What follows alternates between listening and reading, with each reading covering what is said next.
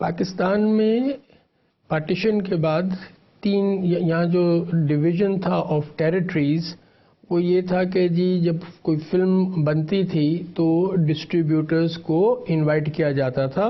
Rights خریدنے کے لیے، اور جو رائٹس ہیں وہ اکثر یہ ہوتے تھے جی 5 سال کے رائٹس دے دیے یا 11 سال کے دے دیے، اور اس کے بعد وہ رائٹس جو ہے واپس پروڈیوسر کے پاس چلے جاتے تھے۔ اور ایک اور بھی کانسیپٹ رہا ہے کہ اگر وہ فائنینس جو ہے فلم کا شروع سے ہی ایک فائنینسر ڈسٹریبیوشن ہاؤس اگر اس کو کافی اگر ہیویلی سپورٹ کر رہا ہے تو وہ یہ کہہ سکتا ہے کہ جی آپ نے بنا کے the end it become my property, تو اس کو ہم کہتے ہیں پرپیچول آؤٹ رائٹ۔ تو یہ جو اس کا جس کو کہتے ہیں ڈائنامکس جو ہیں رائٹس کے، وہ بیسکلی اس سے آپ کو ایک آئیڈیا ہو جائے گا۔ اور جب پاکستان کی انڈسٹری کا شروع میں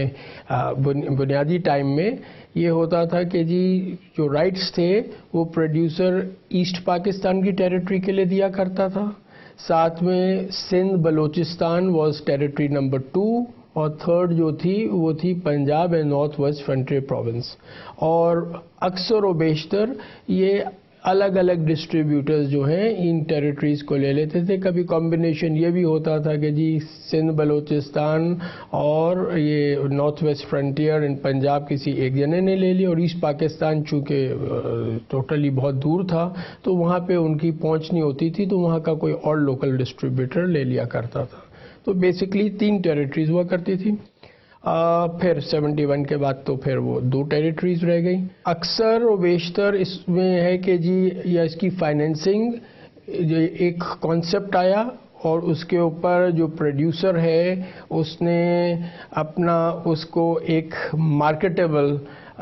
پروفائل بنا کر اس کو بیچنے کی کوشش کی۔ تو اس میں پھر ایک کریڈٹس آ جاتے ہیں کہ جی کاسٹ کیا ہے، رائٹر کیا ہے، میوزک ڈائریکٹر کیا ہے، اور اس کا نام کیا ہے۔ تو ایک پوری جس کو کہتے ہیں ایک شخصیت وہ آپ کو ویژولائز کرواتا ہے کہ جی یہ چیز بنے گی۔ اور وہ جو ڈیسیشن میکنگ ہے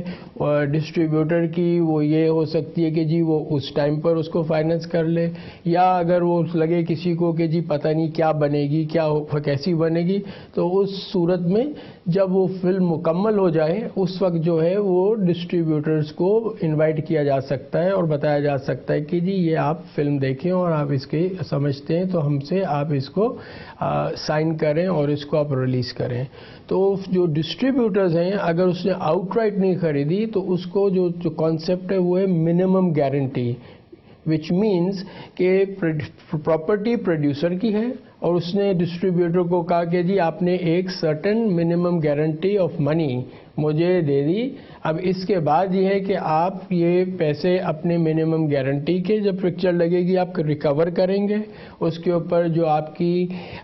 پبلسٹی ایکسپینس آپ ریکور کریں گے، پھر جو آپس میں طے ہو، سپوزنگ ایک ٹریڈ پریکٹس رہی ہے کہ جی 30% تھرو آؤٹ جو ہے وہ ڈسٹریبیوٹر اپنی ہینڈلنگ فیس لے گا فار انویسٹنگ دا منی اور exploiting the product, the film, bringing it to cinemas.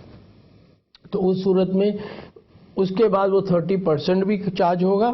جو بچے گا اس کے بعد پھر وہ سپلٹ ہو جائے گا، پروڈیوسر کو اوور فلو ملے گا۔ تو اس میں یہ ہوتا تھا اس سسٹم میں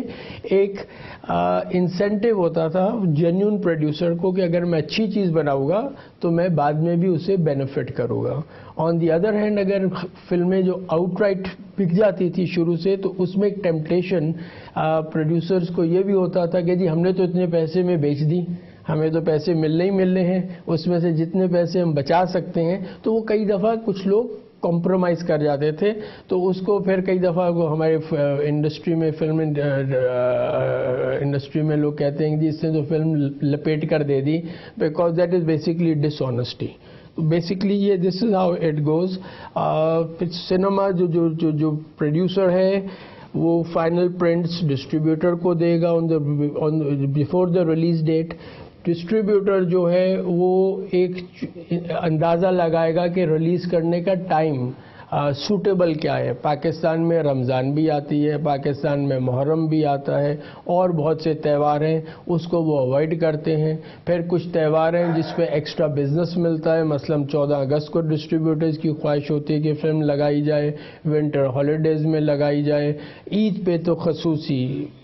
دو عیدیں ہیں اس پہ تو خصوصی طور پہ, اور اس میں پھر لوگ زیادہ پیسے بھی دینے کو تیار ہوتے ہیں بیکاز ایڈیشنل بزنس جو ہے اس کے وہ متوقع ہے.